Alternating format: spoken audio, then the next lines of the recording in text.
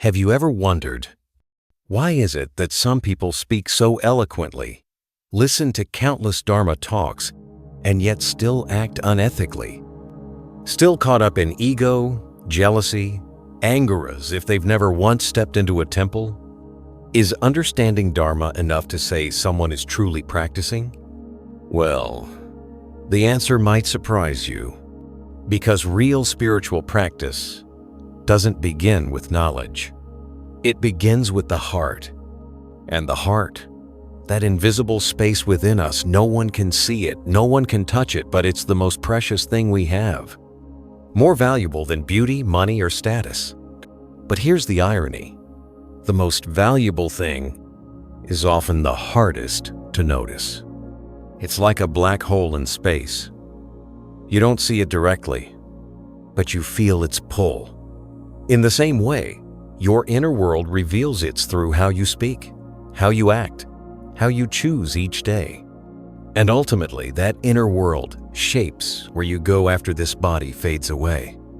You see, our heart isn't just the starting point of karmates, also the final result of every seed we've planted.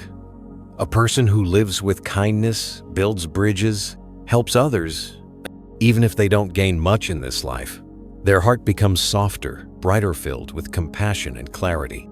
On the other hand, someone who lives in selfishness, resentment, and anger, they might look like they're winning today, but their soul becomes heavy, restless, lost in the cycle of suffering. And that's why we must return to what matters most, the inner life. Not just to understand it, but to build it. Not just to feel inspired by it, but to transform through it. Today's talk will dive into the connection between the inner life and karma, because a beautiful heart doesn't come from wishing. It's the fruit of a serious, consistent, loving practice. 1. Meditation is the peak of inner life. Have you ever just sat quietly in a still room and asked yourself, why won't my mind stop thinking? Even when nothing's wrong, no deadlines, no drama, your thoughts race. Replay old stories. Imagine things that haven't even happened. Stir up emotions out of nowhere. The truth is, we're not exhausted from life. We're exhausted from our mind. We try to meditate, and we get discouraged. We read spiritual books, listen to podcasts, go to Dharma talks, and still feel unsettled. It's not that we're not trying, it's just we haven't gone deep enough. Because when the mind isn't calm, wisdom can't shine. One time during a retreat in California, an elderly Buddhist woman said to me, I used to think peace meant having successful kids, a stable home, and no major problems. But when I finally had all that, I still felt empty. That's when I realized I had forgotten to build the real home, the one inside. And that's exactly why the Buddha meditated for 49 days under the Bodhi tree. Not to perform a ritual, but to point the way back to ourselves through breath, through silence, through the stillness of a heart free from clinging. People often ask, why meditate? Meditation isn't escaping life. It's entering life more deeply. When the mind quiets down, a cup of tea becomes a moment of serenity. A simple meal becomes a whole journey of gratitude. Only when the mind stops do we actually start living. In one sutra, the Buddha said, there is no path to peace that doesn't pass through the silence of the mind. And from that silence, meditation is no longer just for monks or spiritual seekers. It becomes the foundation of a meaningful life for anyone tired of the noise in their head, anyone longing for clarity, compassion, and awakening. Today, meditation is everywhere. In hospitals, schools, even in prisons. From Fortune 500 CEOs to recovering addicts, people are turning inward. Not because it's trendy, but because pain is real, and silence heals in ways medicine can't. A doctor in New York once told me, I can treat a broken arm. I can restart a stopped heart. But when someone's spirit is shattered, I've learned that only stillness can reach where no drug can go. And here's the beautiful part. When meditation becomes the root of your inner life, compassion grows, wisdom flourishes, vitality returns. That's why saints and sages across all traditions begin with meditation. Because in the deepest stillness, ego melts and loving kindness rises. Don't think you need hours of sitting like a statue to call it meditation. One mindful breath is meditation. One quiet step in the evening is meditation. One gentle word that doesn't harm us meditation. Eventually you realize meditation isn't a technique. It's a way of being, a way of life not pulled around by every thought or every opinion. A way of life where joy doesn't depend on applause or outside approval. A way of life where you can smile even when things don't go your way. You might think, I'm too busy. I don't have time to meditate. But life won't wait for you to be ready.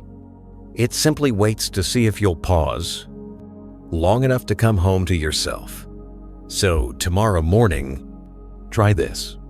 Turn off your phone. Sit still, close your eyes, breathe in, breathe out, expect nothing, fight nothing, just sit and let your heart find its way back home. 2. The mind is both the root and the result of karma.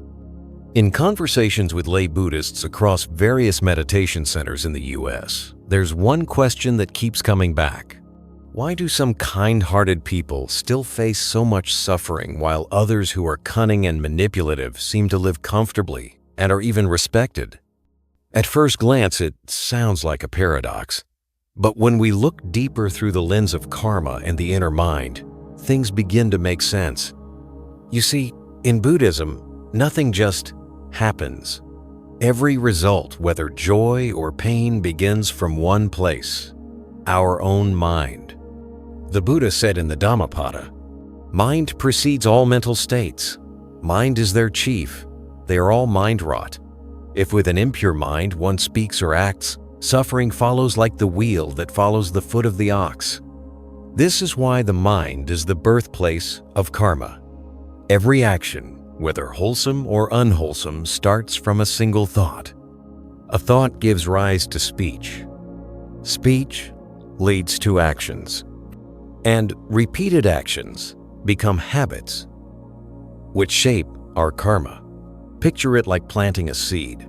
The mind is where the seed is sown. Our actions are how we water and tend to it.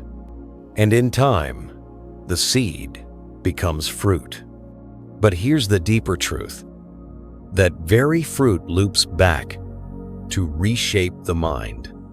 It doesn't end. It begins again, from within. Let me share a simple story that still moves people every time it's told. In a small town, there was a man who no one ever called a good person. He was known for his temper, for drinking, for neglect. Life had swept him away like a muddy river. One rainy season, he stood looking at the road leading to the local temple.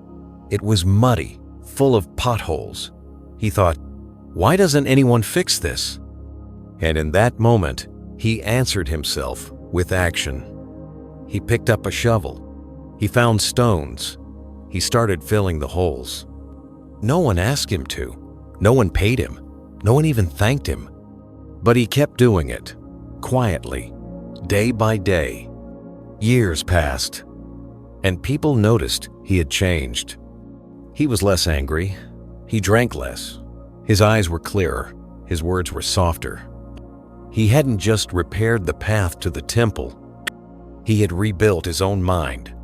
That's the magic of it. The mind creates karma, and karma returns to transform the mind. Even someone filled with anger or selfishness, if they start doing good deeds, can slowly be shaped by the very goodness they create.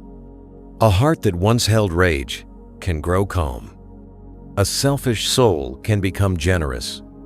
The old mind gives way to something softer, brighter, more peaceful. And the opposite is true as well. A person with a good heart, if they give in to desire or harmful actions, will be pulled downward by that very karma.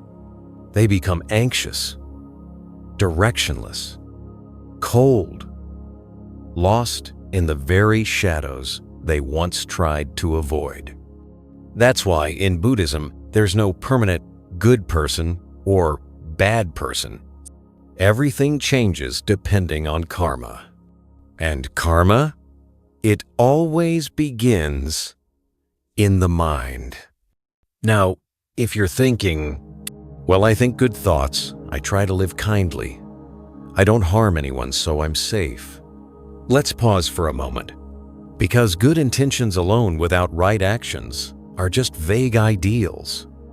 And even good actions, if driven by ego or for praise, can lose their purity. The mind and karma are always in a deep relationship. We can't just say, I have a good heart, and stop there. A good heart is only the start. It must be followed by right speech, right action, and right livelihood every single day. And those actions, they will come back around. They'll either lift the mind into clarity or weigh it down with confusion. A Tibetan master once said, "Don't ask what you'll be in the next life. Look at your mind right now, how it lives today." That's profound. Because even if someone doesn't believe in rebirth or karma, they can still see, when the mind is darkened, people become distrustful. The world looks heavy. Life feels joyless. But when the mind clears, faces brighten, hearts open, and life begins to have meaning again. So if we want to change our lives, it has to begin with changing the mind.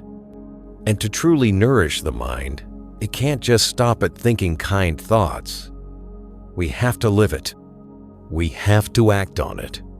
We have to plant good seeds again and again until those seeds come back and grow into a mind that is resilient, gentle, and deeply awakened. 3. The 6 inner treasures that nurture the heart. There's something quite strange that many people only realize late in life. Not everyone grows old with a beautiful heart. Sure, age brings gray hair and wrinkles, but the soul, it follows a path of its own shaped by how we live each day. Some people, the longer they live, the softer they become, more humble, more compassionate, more lovable. Others become bitter, stubborn, jealous, and filled with inner turmoil. Why is that? The Buddha taught, if you want a peaceful heart, it's not enough to simply wish for it. You have to plant the seeds. You have to cultivate the path.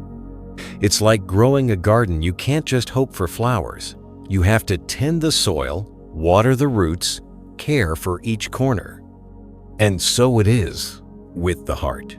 It grows not by hope alone, but by 6 specific seeds of virtue, what we call the 6 inner treasures. The first treasure is compassion. And real compassion isn't just about feeling sorry for someone's pain. It's the ability to open your heart to everyone, the kind, the difficult, the familiar, and the stranger alike. In an Oregon prison, there was a man serving time for a serious crime. Yet each day, he cared for a stray cat that had wandered into the prison yard. He said, "She doesn't know who I am. She doesn't care what I did, but she deserves to live." That's when people solve and a wounded soul still holds the capacity to love. And when compassion sprouts, the heart begins to shift. The second treasure is humility. People often mistake humility for weakness, but truly, it's a sign of deep wisdom. The wiser someone becomes, the less they need to show off. The more they learn, the less they argue. The more they understand their smallness in the universe, the less they compete. At a retreat center in Northern California, a well-known university professor joined a week-long meditation course. Though he was respected in his field, he quietly swept the yard washed dishes, bowed before the Buddha, just like everyone else. He never introduced himself. He never needed to. His quiet presence and gentle eyes said it all. True humility feels like a cool stream, comforting, easy to be around, never overpowering. The third treasure is reverence for the Buddha. It may seem simple, but bowing to the Buddha is one of the most powerful seeds you can plant. Because when you bow, you're not lowering yourself. You're opening your heart to awakening, to wisdom, to compassion. Those who truly respect the Buddha naturally live with more ethics, more mindfulness, and more discernment between right and wrong. Every bow at the altar is a silent reminder. Stay on the path. Don't fall into harm. Don't forget where you're going. And remember, the Buddha never needed our praise. He only wanted us to live the truth he discovered. The fourth treasure is patience. No one gets through life without being misunderstood or facing tough situations. But it's how we respond that shapes our heart. True patience isn't weakness, it's strength. It's the strength to stay calm without needing revenge. It's the wisdom to know reacting too soon may cost us merit, while bearing quietly may release old karma. One man once shared how he was betrayed by a coworker, losing both his job and reputation. Instead of retaliating, he chose silence, turned inward, and years later, he built a successful business from scratch. He said, "If I had hit back then, I'd still be a small man today." Patience isn't just a virtue, it's a doorway out of the cycle of resentment. The fifth treasure is courage. And no, not the kind that climbs mountains or fights battles. In spiritual life, real courage is facing yourself, seeing your flaws, and not making excuses for them. As one person said, "I could walk through a graveyard at midnight, but I couldn't sit quietly and face my own faults. That's scarier." Because yes, true courage isn't in speaking boldly, but in changing deeply. The sixth treasure is diligence and devotion. In Buddhism, merit doesn't come from how grand the act is, but from how you do it. One woman once volunteered at a remote monastery. Her only job was to clean the kitchen. But she told herself, "Even if no one sees it, I'll clean like I'm preparing it for someone I love." And strangely, from that point on, her life began to blossom work. Family and her children all flourished. Because diligence isn't just a personality trait, it's the soil from which wisdom, resilience, and skill naturally grow. When we give our best to each task, our heart becomes spacious. When we work with care, our mind becomes sharp. So you see, these six treasures: compassion, humility, reverence, patience, courage, and diligence aren't gifts anyone can hand to you. They're seeds you must plant, nurture, and protect day by day. And someone who builds these, even without wealth or fame, will live with deep peace and quiet dignity. But someone who lacks all six, even with success, money, and power, may still feel empty, anxious, and alone inside. 4. Your state of mind determines where you go after death. There's one truth in life that most people avoid thinking about, but no one can escape it: death. What troubles people the most isn't how they'll die. It's what happens after. No one wants to end this life in fear, regret, or confusion. We all hope for a peaceful departure. But that kind of peaceful journey doesn't depend on what's in your suitcase. Not your money, your status, or even who comes to say goodbye. It depends on your inner state. The Buddha once shared a simple but profound truth. The mind is like a balloon. If it's heavy, it sinks. If it's light, it rises. It's the same at the end of life. If your heart is full of anger, greed, fear, or attachment, it gets heavy. And what's heavy falls. But if your heart is light-filled with kindness, clarity, peace, and trust, it rises. So, where we go after this life, it's not decided by a God or some external judgment. It's guided by the weight of our own mind. One afternoon at a retreat center near Lake Michigan, a middle-aged woman came up in tears. Her mother had just passed away. And what hurt her most wasn't just the loss, it was knowing that her mom spent her final months overwhelmed by fear. Fear of pain, fear of death, fear of letting go. She had tried to help her mom chant, pray, find peace. But still, she worried her mother passed with a heavy heart. She asked me, "How can I make sure I don't go the same way? How can I make sure my heart is light enough to rise?" It's a question many of us carry. And the truth is, no one knows exactly what happens after death. But Buddhist teachings don't rely on blind faith. The Buddha said clearly, beings are reborn according to karma and the direction of their mind. A mind filled with craving will seek a world of craving. A mind full of anger will fall into darkness. A fearful mind finds a fearful place. But a mind rooted in love, clarity, and peace moves toward a peaceful realm. The Buddha once told a story about a man nearing death. He hadn't done much in life in either very good nor very bad, but in his final days, he sincerely chanted the Buddha's name and let go of everything. And because his last thoughts were pure and wholehearted, he passed into a better place. One thought at the end matters, the Buddha said.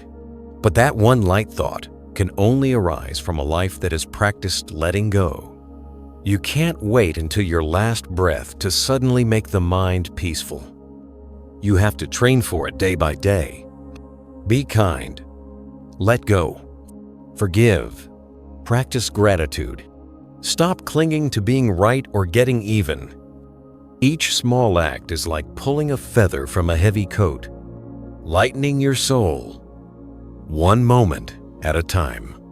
People often talk about where they're going after death, but few look at what they're carrying in their mind. Someone who lives in anger, blame, competition, or hoarding won't be ready to rise. Not because someone punishes them, but because their own mind pulls them down.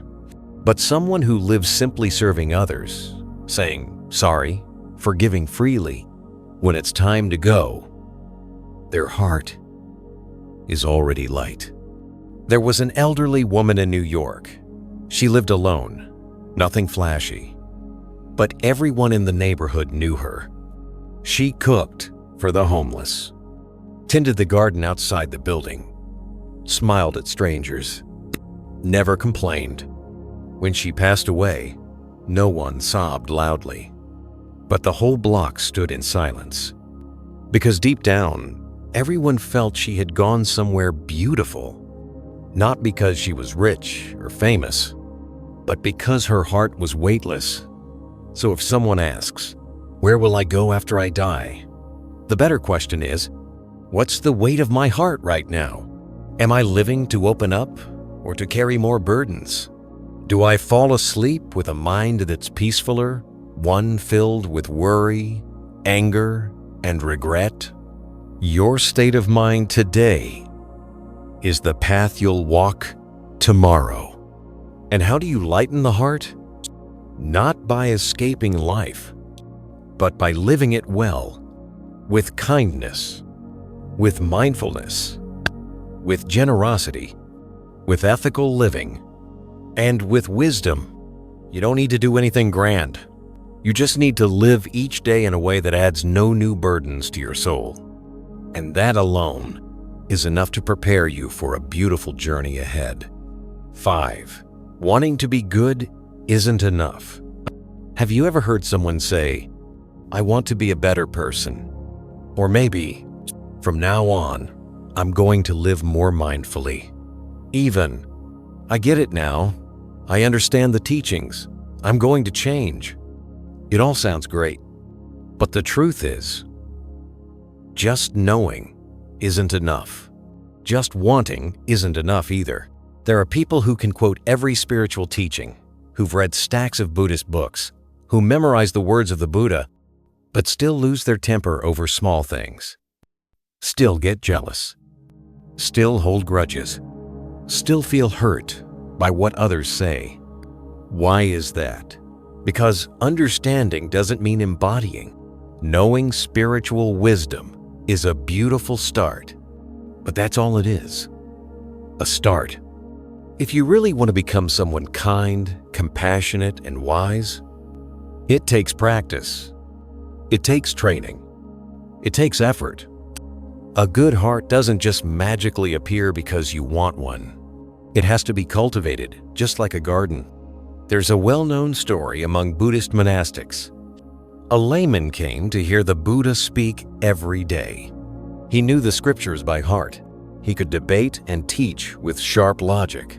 One day, someone asked the Buddha, "Master, that man is so wiserly he's close to enlightenment?" The Buddha smiled and said, "A man who counts money but never owns a coin is not rich." It's a gentle way of saying, you don't live what you don't practice. These days, many people encounter Buddhism through books, podcasts, documentaries, or meditation apps. They understand concepts like impermanence, non-self, compassion, letting go. But when real-life challenges show up, their minds still shake, still get upset, still blame others, still feel overwhelmed. Not because they're bad people, but because the understanding hasn't sunk in yet. It hasn't become muscle memory. Think about if you want a strong body, you can't just read about working out. You have to show up and train. No one gets fit by wanting to be fit while eating cookies every night. Same with the mind. If you want a calm mind, you have to train it. If you want a kind heart, you have to live it. Practice patience. Face your anger. Let go of what hurts. Give. Be silent when needed. Wanting to be better isn't the path. Living better consistently is. In Buddhism, this is called effortful cultivation. It's the real inner work. If you want to stop getting angry, you need to reflect each time you get angry. If you want to be more compassionate, you need to practice with people who are hard to love. If you want to let go, you need to learn to accept what you used to fear losing. If you want peace, you need to breathe, pause, and stop hurting others with careless words. There's no magic button that transforms the heart overnight. Only consistent effort day in, day out can shift your inner world. A Tibetan teacher once shared, "When I was young, I thought enlightenment was something big like a golden mountain. I chased it through meditation, rituals, and intense practice. But after 30 years, I realized enlightenment isn't a mountaintop. It's every small, steady step on the path." That truth hit home for many. Because a peaceful mind doesn't come from a few meditation sessions or from quoting a few lines of scripture.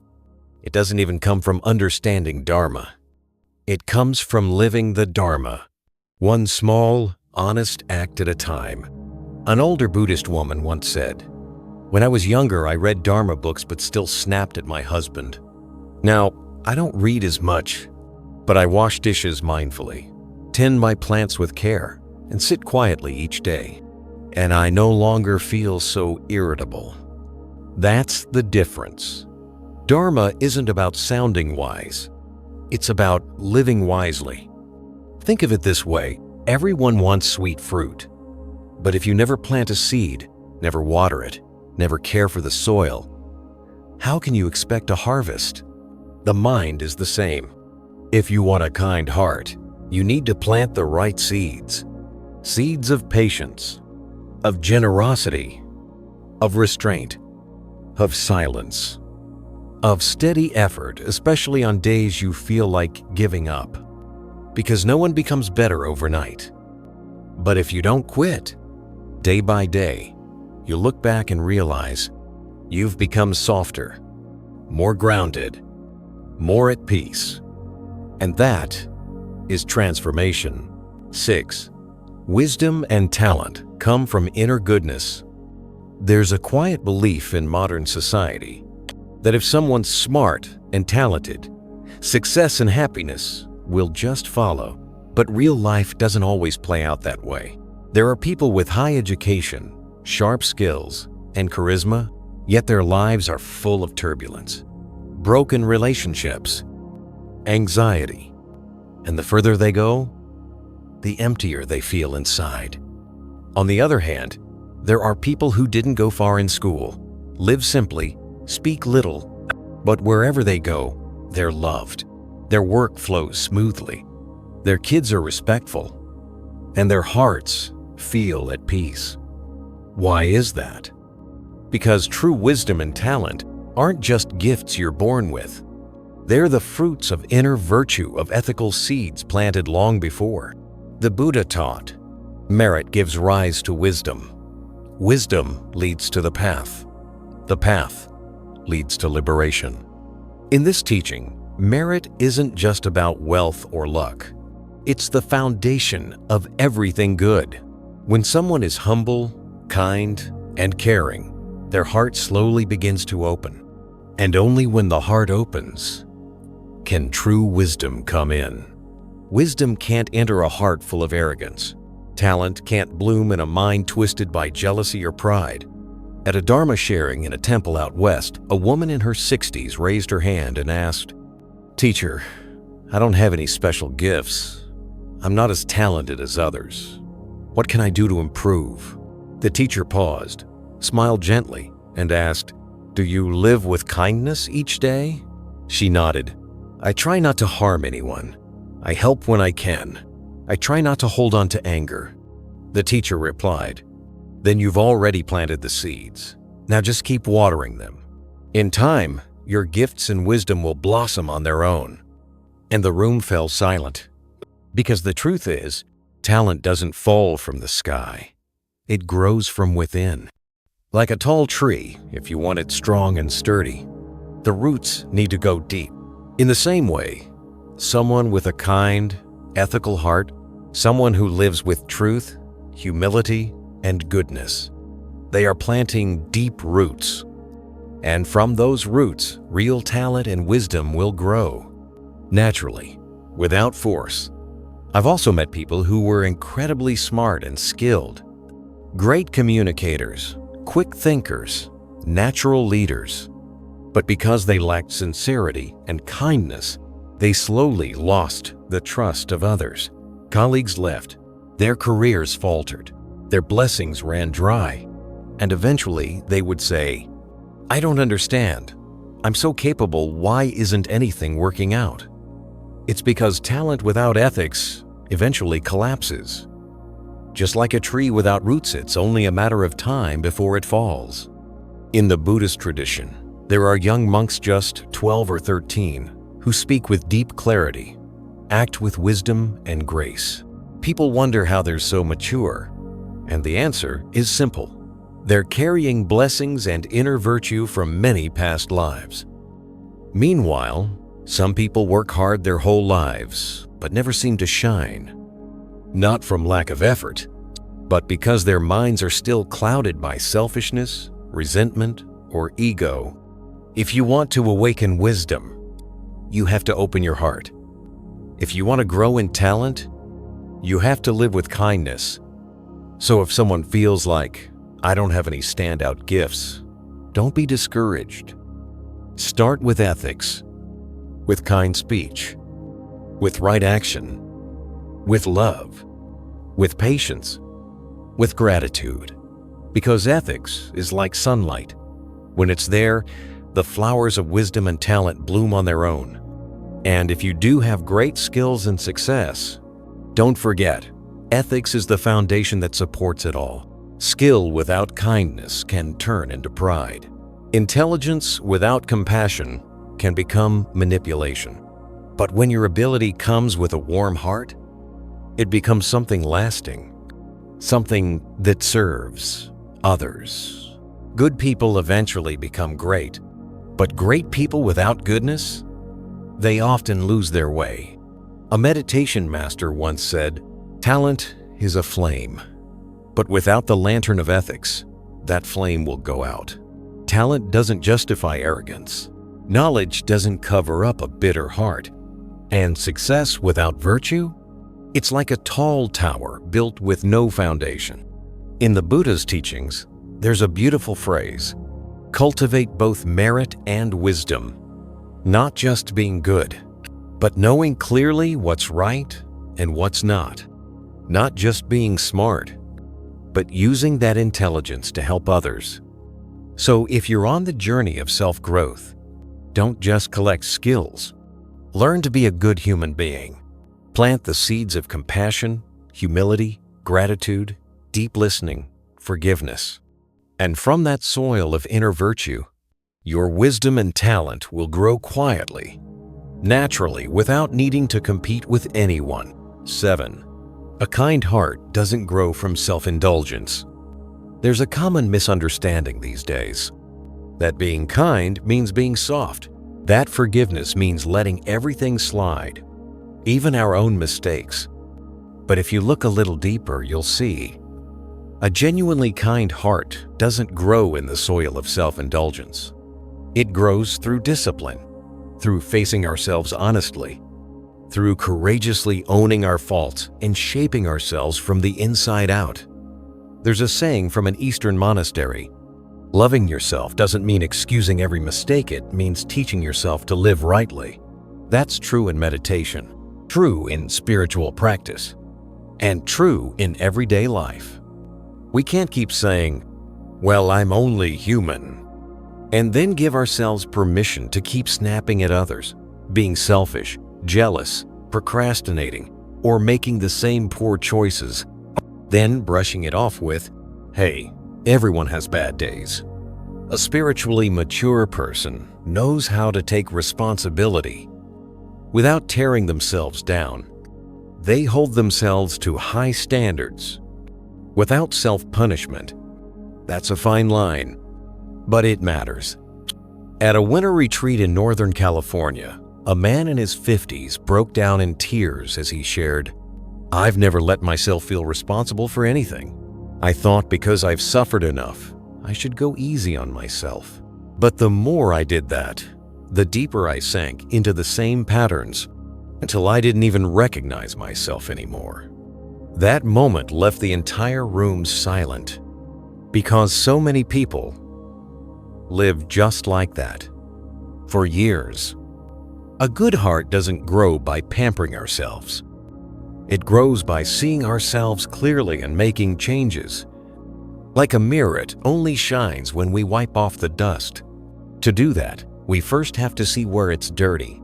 And to see that, we have to look, not turn away. In Buddhism, the path of practice is often compared to polishing a gem. The more precious the gem, the more refinement it needs. Likewise, if your goal is to cultivate a luminous, clear mind, it's not comfort you need. It's inner strength and mindful discipline. Someone once asked, "If I keep being hard on myself, doesn't that mean I'm just creating more suffering?" If you hold yourself accountable to grow, that's wisdom. If you beat yourself up out of shame, that's just ego in disguise. The difference is subtle like the width of a hair, but someone who practices mindfulness will see it. A truly strong person is the one who can sit down after a mistake, not to be crushed by it, but also not to pretend it never happened. They'll ask, "What led me to act that way? Was it desire, anger, ignorance? And if it happens again, how can I respond better?" And from there, the mind is trained. The heart is transformed. No magic. Just this: every mistake becomes a lesson. One of the Buddha's most beautiful teachings says, "You must be your own refuge. No one else can save you." That's why holding ourselves accountable isn't cruelty. It's self-respect. It's steering the boat back on course, not waiting for the fog to lift on its own. Some people think that to practice Buddhism means to always be gentle, easygoing, forgiving, even toward our own flaws. But the truth is, gentleness isn't weakness. Forgiveness doesn't mean avoiding responsibility. A Zen master once said, "If you want freedom, learn to be strict with yourself and compassionate with others. Do the opposite and you'll stay trapped." That hits deep. Too many people forgive themselves easily, but are harsh with others. The wise person flips that. They use discipline to shape their own heart and kindness to support those around them. And here's the beauty of it. A heart trained by self-discipline gradually becomes free. Free from old habits, free from reactive thinking, free from the ego's need to justify everything. Over the years working with adult practitioners, there's one trait I've seen in those who truly grow. They're willing to look at themselves honestly. No avoiding, no blaming, no excuses. Just facing what's there. And from that, they grow quietly, without fanfare, day by day, from the inside. So if you're going through a rough patch, if you see yourself slipping into old patterns, if you're disappointed in yourself, please don't give up. Start again. But don't start with promises. Start with action. A small one. Wake up 10 minutes earlier. Sit quietly. Watch your breath. Or write down one thing you regret and come up with a way to fix it. You don't have to tell anyone. Just be honest with yourself. And slowly, your heart will begin to shift. No need to chant, "I'm a good person." Just treat yourself with serious care each day, and the heart will quietly grow strong, clear, and peaceful. And to sustain a heart like that, you don't need just a one-time effort. You need a path, a guiding light, a place to return to. That's what real practice is. 8. Words and actions are mirrors of the mind. There's a quiet but powerful truth that wise people have always pointed to. The mind is invisible, but it can't stay hidden for long. Why is that? Because even if no one can see inside your heart, they can sense it in how you speak, how you treat others, how you respond to challenges. It's all a reflection, just like a mirror. We can't reach into someone else's mind, but we can see it, reflected clearly in their words and actions. When someone constantly speaks with sarcasm, harshness, or belittles others, it's rarely because they're strong or smart. More often, it's a sign of inner wounds, insecurity, or pain that hasn't healed. On the other hand, when someone speaks gently, listens with care, and uses kind words, it's not because they're naive. It's because they've found some real peace inside. And here's the thing, you can't fake it for long. If your mind is full of anger or bitterness, it'll leak out in your tone, in your eyes, in the small choices you make every day. The Buddha once said in the Dhammapada, "The mind is the forerunner of all things. With a polluted mind, suffering follows like a cartwheel behind the ox. With a pure mind, happiness follows like a shadow that never leaves. A troubled mind gives rise to troubled speech.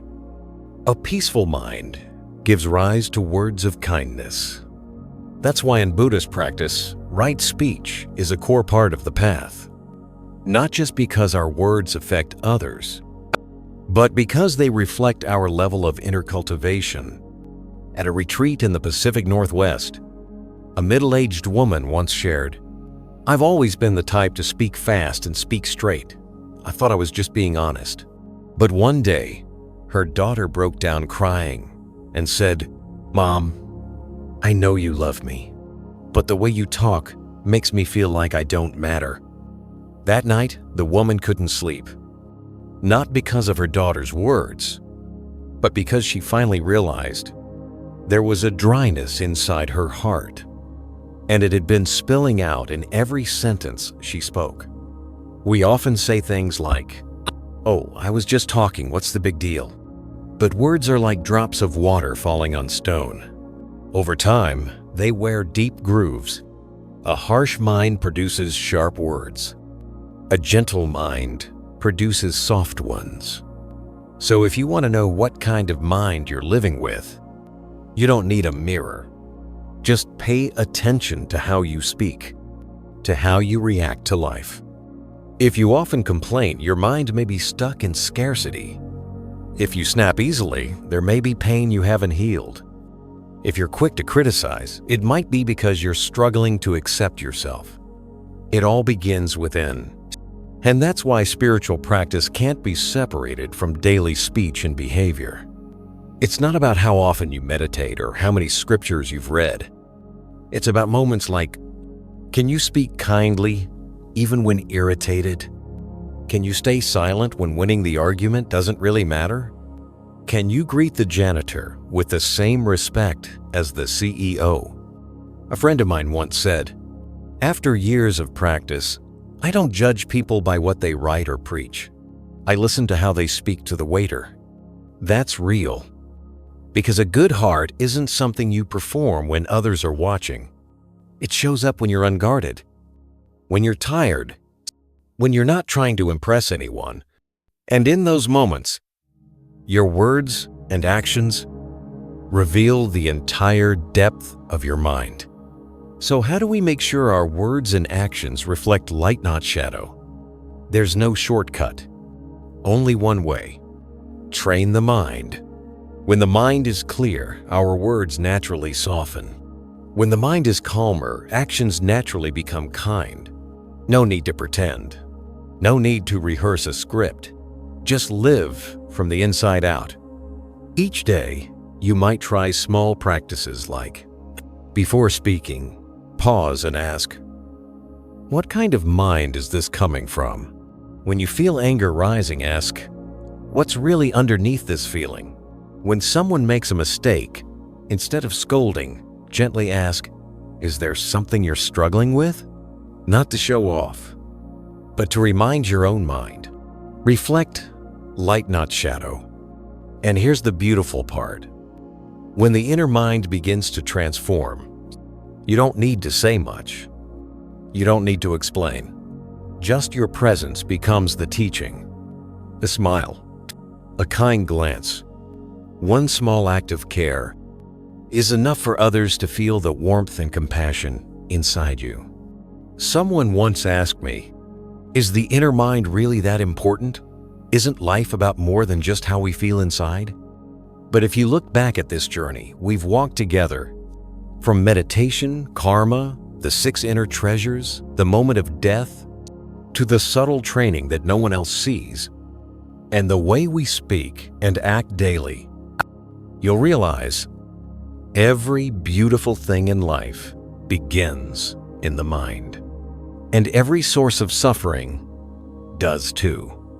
There's no path to lasting happiness that doesn't pass through inner transformation. So, if today you feel your heart soften, if you understand yourself just a little more, and you feel ready to slow down and look within, then this video has already served its purpose. And if this message touched you, please don't keep it to yourself. Click like to spread these wholesome seeds. Share it with someone you care about, someone who might need a little light in their day. And if you'd like to share your thoughts, leave a comment below. Your words are part of a community on this path, together learning to understand ourselves, life, and the Dharma. And don't forget to subscribe to Buddhism Seeds for more grounded, relatable teachings to help you live with clarity and presence every day. I'll see you in the next video. May peace bloom gently in your heart today.